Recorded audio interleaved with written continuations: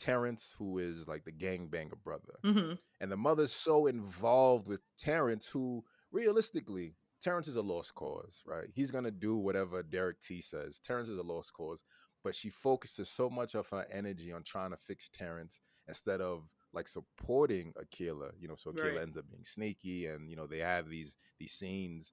But throughout the movie, it's Mom, I want to do this, and it's just like I'm tired. Oh, I have work. Oh, I have this. I don't have any time for you. I don't have time for you. Yeah.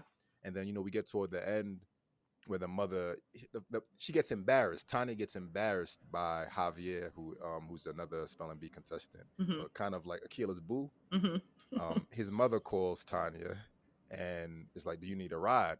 So until she gets embarrassed, that's when she's finally involved in her child's life, and like it feels like a reality. Like, that's what it takes, right? Like you embarrass me, okay? Now I'm involved. Now what's going on? Now I'm gonna embarrass you. Now we're gonna make a scene and do all of this. How did you feel about Tanya? And I know you brought up the word matriarch earlier.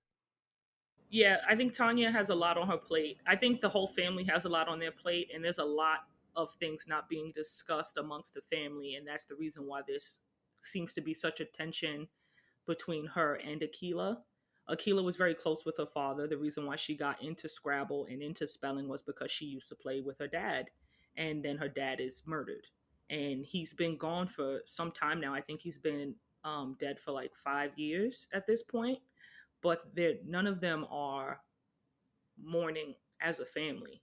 Um, they're not mourning as a family, and I feel like that's very important with grief, is to not hold on to it privately, especially when you have children.